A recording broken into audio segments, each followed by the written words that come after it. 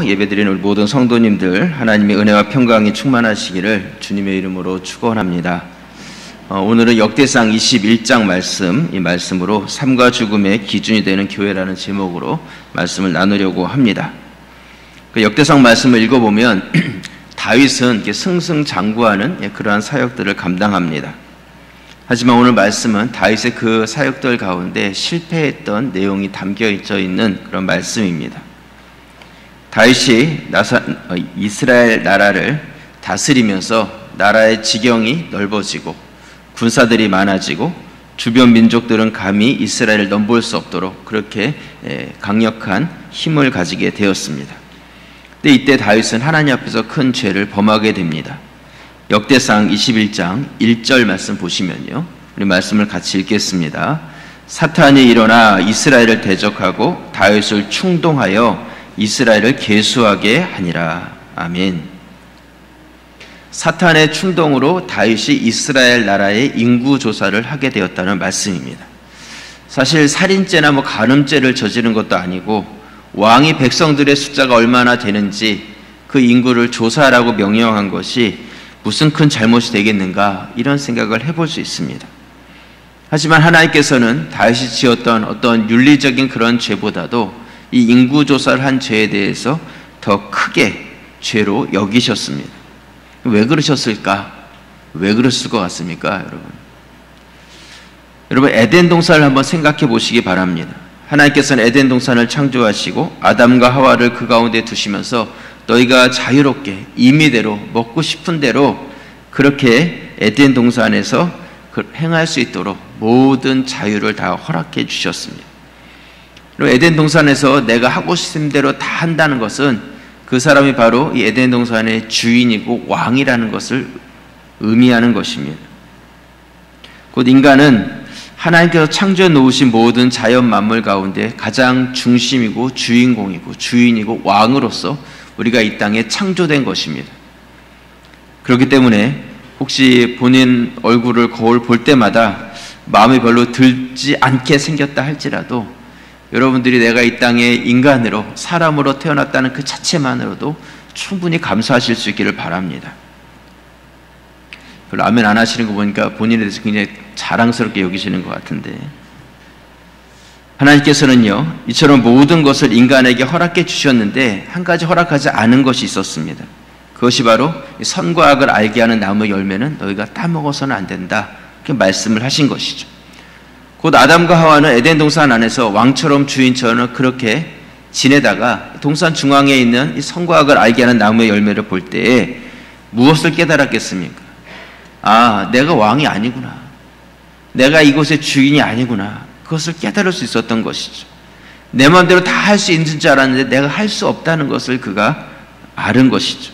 그러면서 나를 지으신 분이 계시고 내가 지금 이 먹고 마시고 누리는 이 모든 것들이 내가 잘나서 이 모든 것을 얻어진 것이 아니라 나를 위해서 만들어진 진정한 왕이신 하나님이 계시다는 것을 그 선악과를 통해서 그들이 인식하게 되었던 것입니다.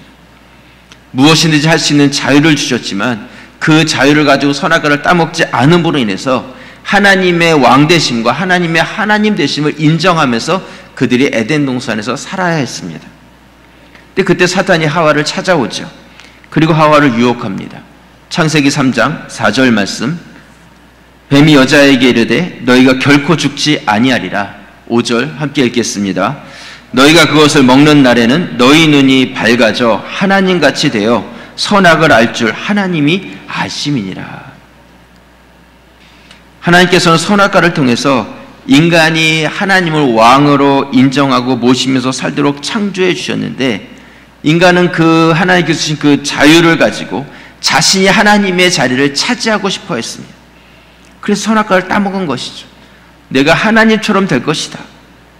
그럼 어떻습니까? 정말 인간이 하나님처럼 됐습니까? 하나님처럼 된 것이 아니라 오히려 큰 죄를 짓게 되었고 하나님 말씀대로 저주를 받아서 정령 죽게 되는 그런 존재가 되었습니다. 오늘 다윗의 마음에 충동을 했던 이 사탄의 방법도 동일합니다. 지금까지는 다윗이 아주 작은 것, 하나님 어떻게 하면 좋습니까? 블레셋이 쳐들어왔는데 이번에 어떻게 싸워야 되겠습니까? 하나님께 묻고 하나님의 뜻에 대해서 순종을 해왔습니다. 다윗이 이스라엘의 왕이었지만 이름만 왕이었지 진정한 다스림은 하나님의 다스림이었고 이 나라는 다윗의 나라가 아니라 하나님의 나라였습니다. 하지만 사탄이 와서 다윗을 충동하기 시작했습니다. 봐라, 이 넓은 땅을 봐라. 이 많은 백성들을 보아라. 저 수많은 군사들을 보아라. 다 네가 한 거야. 네가 왕이 됐으니까 이만큼 된 것이지. 어느 왕이 이런 일을 할 수 있겠느냐.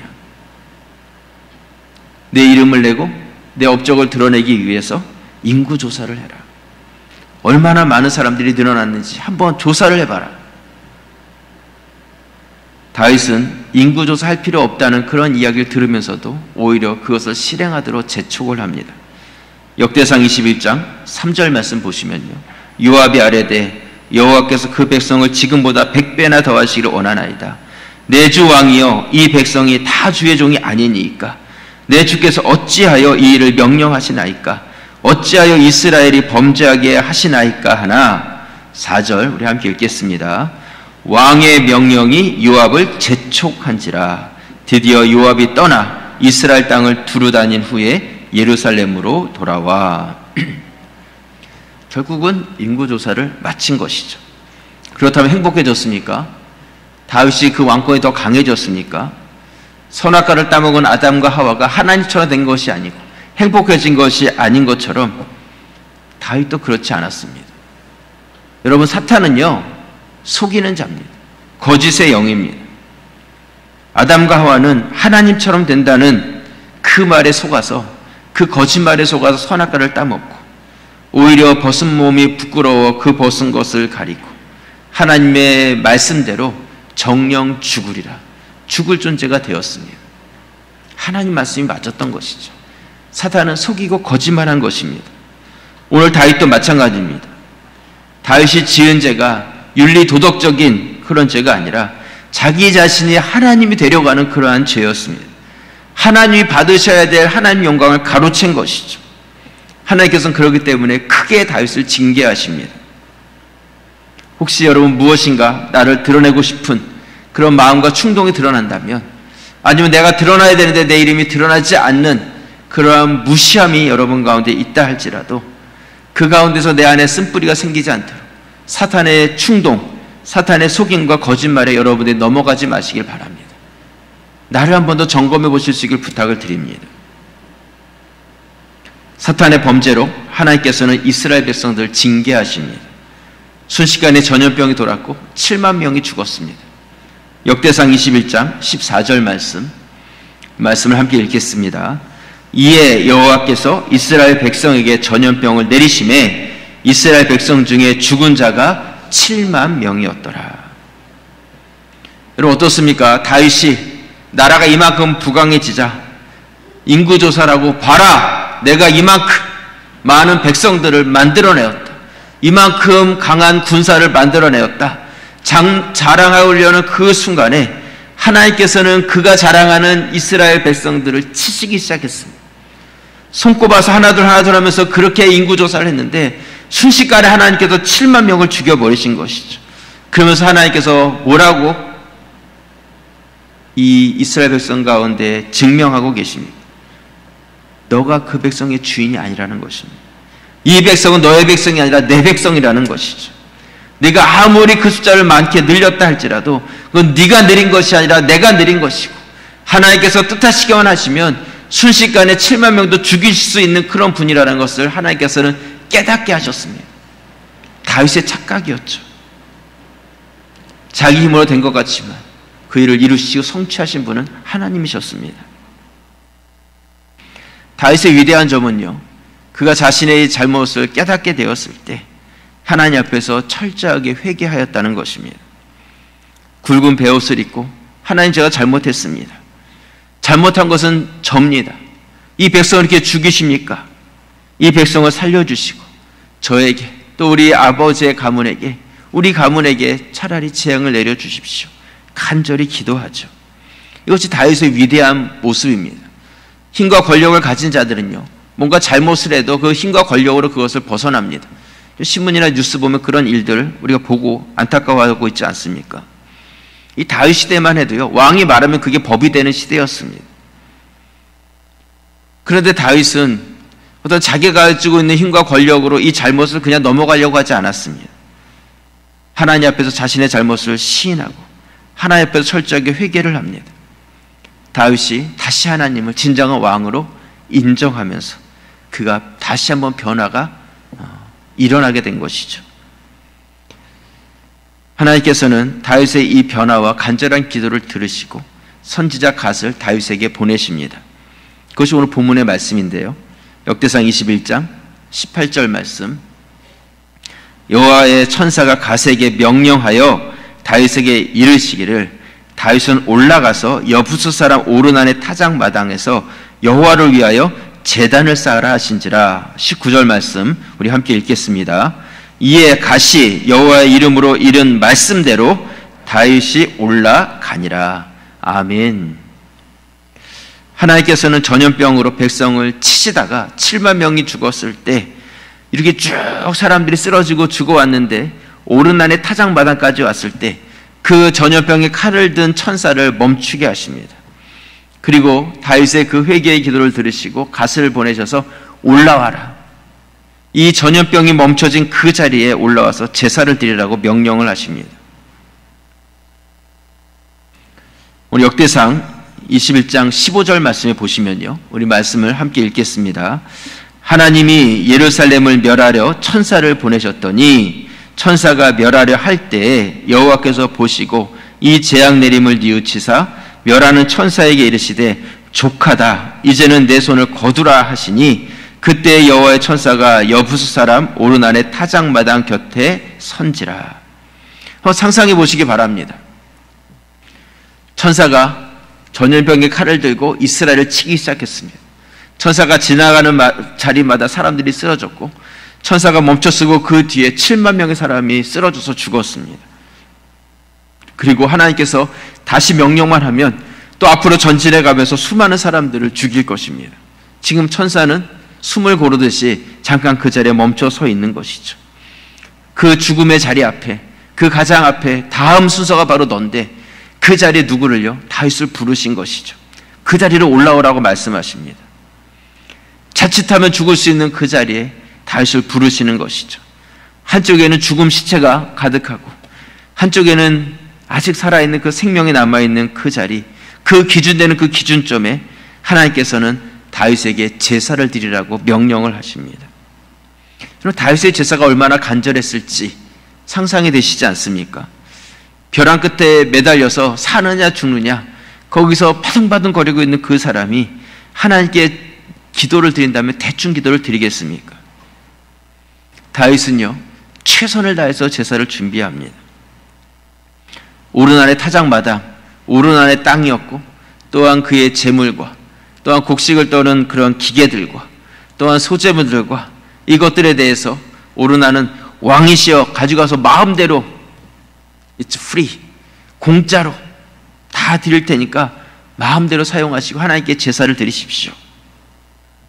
근데 다윗은 그 말을 듣고 내가 공짜로 그것을 사용하는 것이 아니라 그것에 상당하는 값을 내가 다 치르리라 하고 그 돈을 지불을 합니다. 역대상 21장 24절 말씀. 다윗 왕이 오르난에게 이르되 그렇지 아니하다. 내가 반드시 상당한 값으로 사리라. 내가 여호와께 드리려고 내 물건을 빼앗지 아니하고 값없이는 번제를 드리지도 아니하리라 하니라. 25절 함께 읽겠습니다.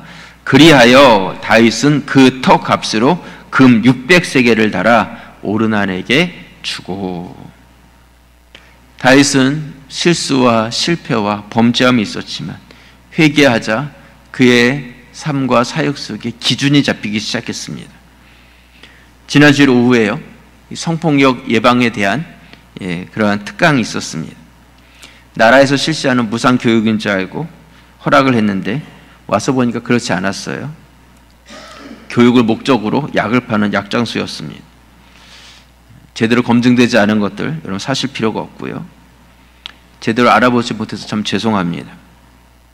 지난주일 말씀을 이렇게 읽고 묵상하면서 역시 공짜는 없구나 하는 그런 진리를 깨닫습니다. 하나님께서도 그렇게 일하지 않으셨어요. 하나님께서는 우리의 죄를 없애기 위해서 아들을 주셨고 이 땅에 오신 그 예수 그리스도는 죄의 값을 치르기 위해서 죽어주셨습니다. 우리에게 주어진 구원은 공짜고 선물로 주어진 것이 맞지만 우리 주님께서는 그 선물을 우리에게 주시기 위해서 자신의 피를 흘리셔서 피값으로 그 구원을 사주신 것입니다. 오늘 다윗의 제사가 그랬습니다. 왕의 권위로 그 땅의 재물을 빼앗을 수도 있었겠지만 그렇게 하지 아니하고 분명한 값을 치르고 하나님 앞에서 온전한 제사를 드렸고 하나님께서는 그 제사를 기뻐하셔서 받으심으로 하늘에서 불을 내려 그 제사에 응답을 해주십니다.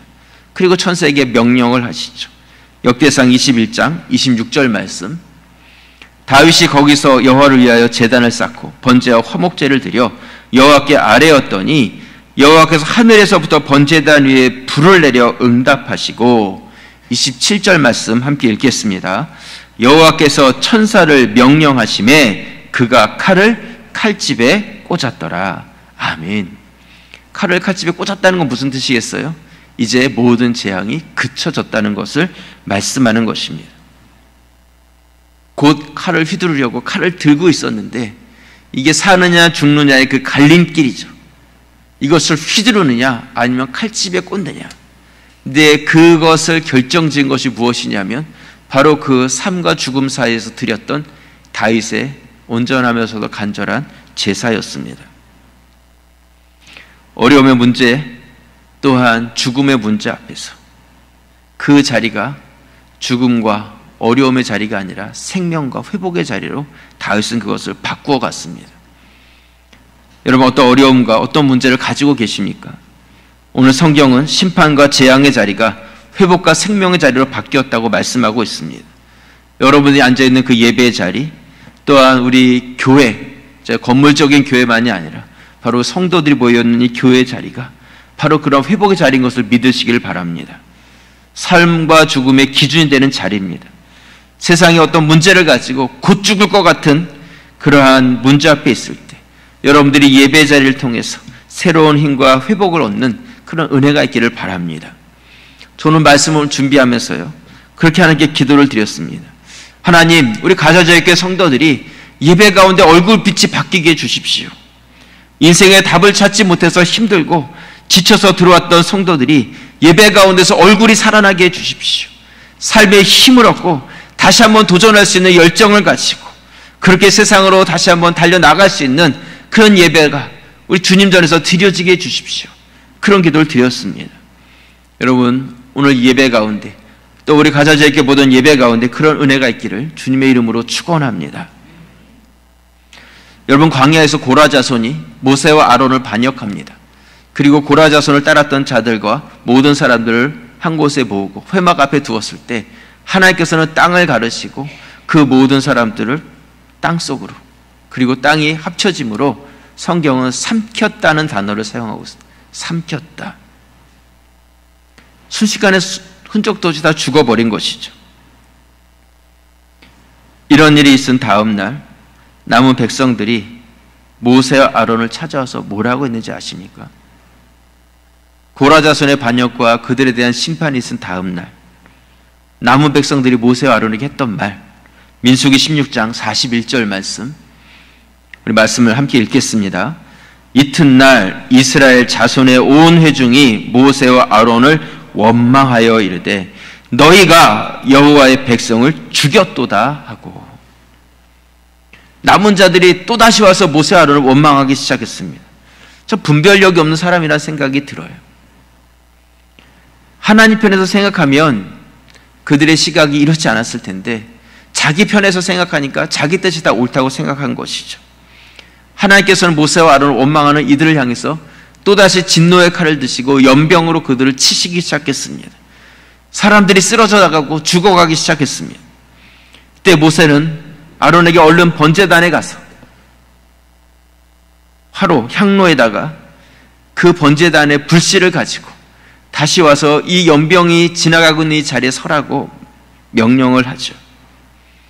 민수기 16장 46절 말씀, 민수기 16장 46절에 보시면요, 이에 모세가 아론에게 이르되 너는 향로를 가져다가 제단의 불을 그것에 담고 그 위에 향로를 피워 가지고 급히 회중에게로 가서 그들을 위하여 속죄하라.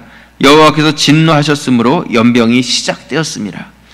아론이 모세의 명령을 따라 향로를 가지고 회중에게로 달려간즉 백성 중에 연병이 시작되었는지라. 이에 백성을 위하여 속죄하고 48절 말씀 함께 읽겠습니다.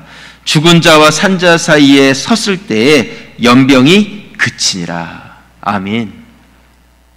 이 죽은 자와 산 자 사이에 섰다는 이 말씀, 오늘 다윗이 그 전염병이 지나가는 그 죽은 자와 산 자 사이에 섰던 그 기준점의 말씀과 동일한 말씀입니다.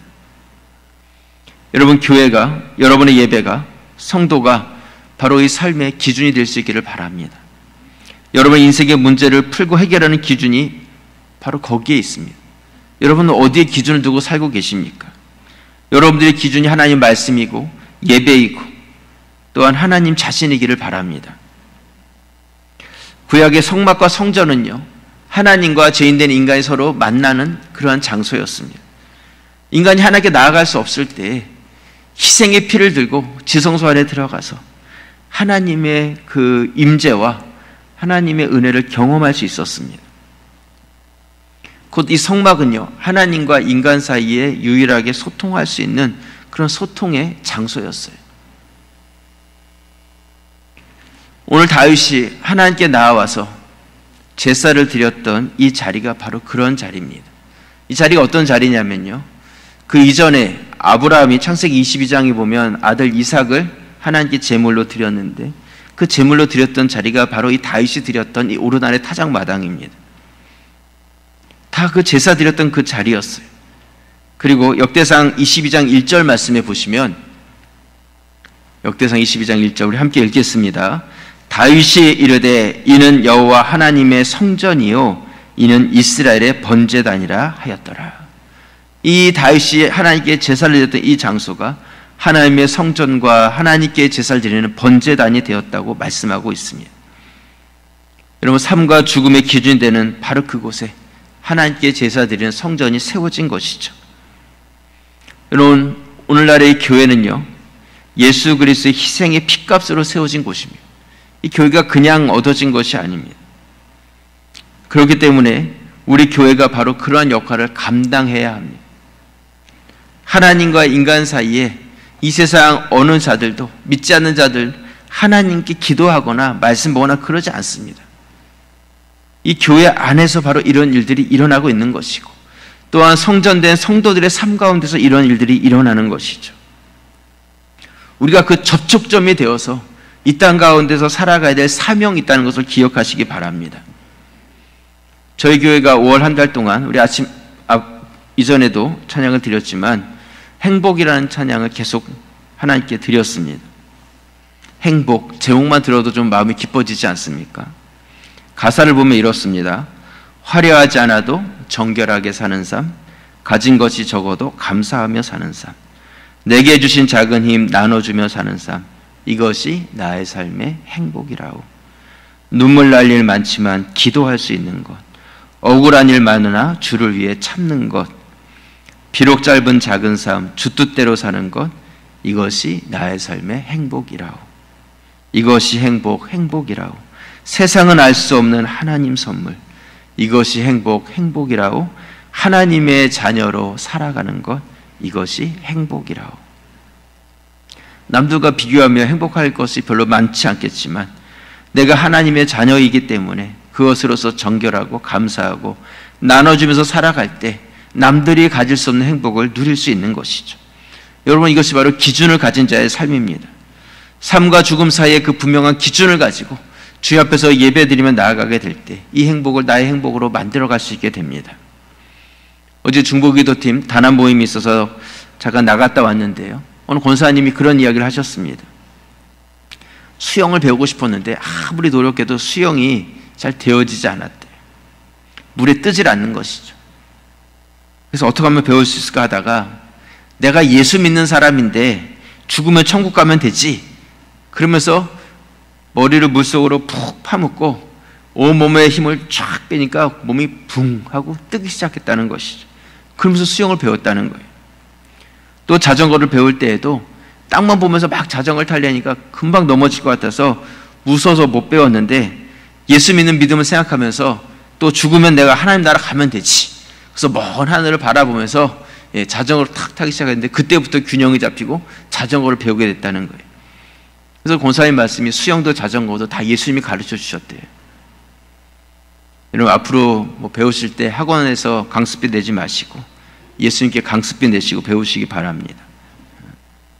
여러분 전염병으로 곧 죽을 것 같은 그 자리에 죽으면 죽으리라는 그 각오를 가지고 온전한 믿음으로 다윗이 또 아론도 그렇게 뛰어들었을 때 하나님께서는 그 칼을 칼집에 꽂으셨습니다. 내 힘으로는 아무리 노력해도 안 돼요. 그런데 앞서 행하여 주신 그 예수님을 의지해서 말씀대로 순종하며 모든 것을 우리 주님께 다 맡기니까 거기에 기준을 두니까 문제가 해결되기 시작했습니다. 다윗의 그 이전의 삶을 보면요, 다윗은 사울 왕에게 그러한 죽음의 위기를 여러 번 겪은 사람이었습니다. 다윗은 어떤 마음을 가졌냐면 내가 지금은 살아있지만 내일도 내가 살아있을 거는 보장이 없다는 그런 생각으로 살았던 사람입니다. 사무엘상 20장 3절 말씀에 보시면요, 우리 말씀을 함께 읽겠습니다. 다윗이 또 맹세하여 이르되 내가 내게 은혜 받은 줄을 내 아버지께 밝히 알고 스스로 이르기를 요나단이 슬퍼할까 두려운즉 그에게 이것을 알리지 아니하리라 함이니라. 그러나 진실로 여호와의 살아계심과 내 생명을 두고 맹세하노니 나와 죽음의 사이는 한 걸음뿐이니라.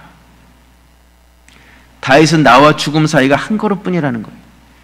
지금 여기 서 있기는 하지만 내가 한쪽으로만 잘못 뛰어도 난 곧 죽는다는 그러한 생각을 가지고 있었던 것이죠. 다윗은 이러한 삶과 죽음 사이에서 하나님을 의지하는 법을 배워갔습니다. 그러면서 분명한 기준을 가지게 된 것이죠. 여러분들은 기준이 있으십니까? 다니엘은 다리오 왕이 조서의 어인을 찍은 것을 알고도 여전히 예루살렘 향해서 난 그 창문에 문을 열고 하나님께 기도를 드렸습니다. 기준이 잡히니까 두렵지 않았고 환경이 바뀌어도 타협하지 않았습니다. 여호수아는 너희들이 어떻든지 나와 내 집은 여호와만을 섬기겠다. 기준을 잡는 것이죠. 여러분들 믿는 사람 안에는 기준이 있었습니다. 기준을 잡아야 합니다.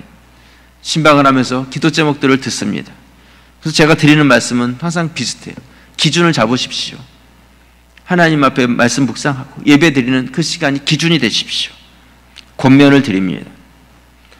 여러분 지금 삶과 또한 여러분의 어떠한 이 삶 속에서 어려움과 죽음의 어떤 그러한 경계선, 그런 삶을 살고 있지는 않으십니까? 끝이 보이지 않는 터널 속에 있지는 않으십니까?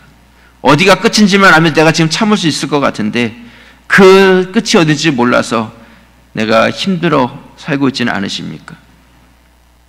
지금이 하나님을 찾고 만나고 예배할 때입니다.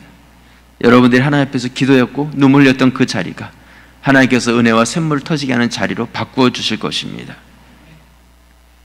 여러분, 오늘 이 여러분들이 드리는 예배의 자리, 또 하나님을 찾는 그 자리가 하나님과의 관계를 회복하고 또한 어려움과 모든 문제들을 해결하며 회복과 생명과 역전의 역사를 이루는 그런 자리가 되실 수 있기를 바랍니다. 죽음을 생명으로 바꾸었던 다윗의 예배가 바로 우리들의 예배, 우리 가자제일교회 예배가 될 수 있기를 주님의 이름으로 축원합니다. 기도드리겠습니다.